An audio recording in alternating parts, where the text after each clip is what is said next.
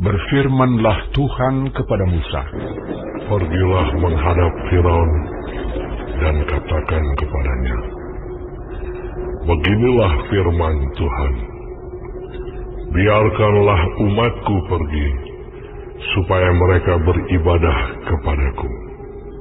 Jika engkau menolak membiarkannya pergi, maka aku akan menulahi seluruh daerahmu dengan katak. Katak-katak akan mengeriap dalam sungai Nil, lalu naik dan masuk ke dalam istanamu dan kamar tidurmu, ya, sampai ke dalam tempat tidurmu, ke dalam rumah pegawai-pegawaimu dan rakyatmu, bahkan ke dalam pembakaran rotimu, serta ke dalam tempat adonanmu. Katak-katak itu akan naik memanjati engkau, memanjati rakyatmu dan segala pegawaimu." Berfirmanlah Tuhan kepada Musa, "Katakanlah kepada Harun, ulurkanlah tanganmu dengan tongkatmu ke atas sungai, ke atas selokan dan ke atas kolam, dan buatlah katak-katak bermunculan meliputi tanah Mesir." Lalu Harun mengulurkan tangannya ke atas segala air di Mesir, maka bermunculanlah katak-katak lalu menutupi tanah Mesir. Tetapi para ahli itu pun membuat yang demikian juga dengan ilmu-ilmu mantra mereka, sehingga mereka membuat katak-katak bermunculan meliputi tanah Mesir. Kemudian Firaun memanggil Musa dan Harun serta berkata, "Berdoalah kepada Tuhan, supaya dijauhkannya katak-katak itu daripada aku dan daripada rakyatku. Maka aku akan membiarkan bangsa itu pergi, supaya mereka mempersembahkan korban kepada Tuhan." Kata Musa kepada Firaun, "Silakanlah tuanku katakan kepadaku, bila aku akan berdoa untukmu, untuk pegawaimu dan rakyatmu, supaya katak-katak itu dilenyapkan daripadamu dan dari rumah-rumahmu, dan hanya tinggal di sungai Nil saja." Katanya, "Besok." Lalu kata Musa, "Jadilah seperti katamu itu, supaya tuanku mengetahui bahwa tidak ada yang seperti Tuhan Allah kami. Maka katak-katak itu akan dijauhkan daripadamu, dari rumah-rumahmu, dari pegawai-pegawaimu, dan dari rakyatmu, dan hanya akan tinggal di sungai Nil saja." Lalu Musa dan Harun keluar meninggalkan Firaun, dan Musa berseru kepada Tuhan karena katak-katak yang didatangkannya kepada Firaun. Dan Tuhan melakukan seperti yang dikatakan Musa, sehingga katak-katak itu mati lenyap dari rumah, dari halaman, dan dari ladang. Dikumpulkan oranglah bangkai-bangkainya bertumpuk-tumpuk, sehingga tanah itu berbau busuk. Tetapi ketika Firaun melihat bahwa telah terasa kelegaan, ia tetap berkeras hati dan tidak mau mendengarkan mereka keduanya, seperti yang telah difirmankan Tuhan.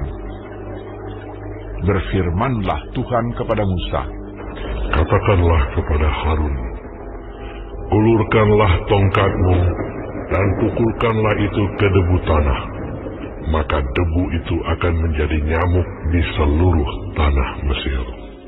Lalu mereka berbuat demikian. Harun mengulurkan tangannya dengan tongkatnya dan memukulkannya ke debu tanah. Maka nyamuk-nyamuk itu hinggap pada manusia dan pada binatang. Segala debu tanah menjadi nyamuk di seluruh tanah Mesir. Para ahli itu pun membuat yang demikian juga dengan ilmu-ilmu manteranya untuk mengadakan nyamuk-nyamuk. Tetapi mereka tidak dapat. Demikianlah nyamuk-nyamuk itu hinggap pada manusia dan pada binatang. Lalu berkatalah para ahli itu kepada Firaun, "Inilah tangan Allah." Tetapi hati Firaun berkeras, dan ia tidak mau mendengarkan mereka. seperti yang telah difirmankan Tuhan. Berfirmanlah Tuhan kepada Musa, bangunlah pagi-pagi, dan berdirilah menantikan Firaun pada waktu biasanya ia keluar ke sungai. Dan katakanlah kepadanya, beginilah firman Tuhan, biarkanlah umatku pergi, supaya mereka beribadah kepadaku. Sebab jika engkau tidak membiarkan umatku itu pergi, maka aku akan melepaskan pikat terhadap engkau, terhadap pegawai-pegawaimu, rakyatmu, dan rumah-rumahmu, sehingga rumah-rumah orang Mesir, bahkan tanah di mana mereka berdiri, akan penuh dengan pikat. Tetapi pada hari itu, aku akan mengecualikan tanah Goshen, di mana umatku tinggal, sehingga di sana tidak ada terdapat pikat, supaya engkau mengetahui bahwa aku, Tuhan, ada di negeri ini. Sebab aku akan mengadakan perbedaan antara umatku dan bangsamu. Besok tanda mujizat ini akan terjadi. Tuhan berbuat demikian. Maka datanglah banyak-banyak pikat ke dalam istana Firaun dan ke dalam rumah pegawai-pegawainya dan ke seluruh tanah Mesir. Negeri itu menderita karena pikat itu. Lalu Firaun memanggil Musa dan Harun serta berkata, pergilah, persembahkanlah korban kepada Allahmu di negeri ini. Tetapi Musa berkata, tidak mungkin kami berbuat demikian, sebab korban yang akan kami persembahkan kepada Tuhan Allah kami adalah kekejian bagi orang Mesir. Apabila kami mempersembahkan korban yang menjadi kekejian bagi orang Mesir itu di depan mata mereka, tidakkah mereka akan melempari kami dengan batu? Kami harus pergi ke padang gurun 3 hari perjalanan jauhnya untuk mempersembahkan korban kepada Tuhan Allah kami, seperti yang difirmankannya kepada kami.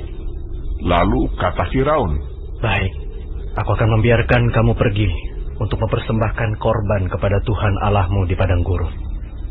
Hanya janganlah kamu pergi terlalu jauh. Berdoalah untuk aku. Lalu kata Musa, sekarang aku keluar meninggalkan tuanku dan akan berdoa kepada Tuhan, maka pikat itu akan dijauhkan besok dari Firaun, dari pegawai-pegawainya dan rakyatnya. Hanya janganlah Firaun berlaku curang lagi dengan tidak membiarkan bangsa itu pergi untuk mempersembahkan korban kepada Tuhan. Sesudah itu keluarlah Musa meninggalkan Firaun, lalu berdoa kepada Tuhan. Dan Tuhan membuat seperti yang dikatakan Musa. Pikat itu dijauhkannya dari Firaun, dari pegawai-pegawainya dan rakyatnya. Seekor pun tidak ada yang tinggal. Tetapi sekali ini pun Firaun tetap berkeras hati. Ia tidak membiarkan bangsa itu pergi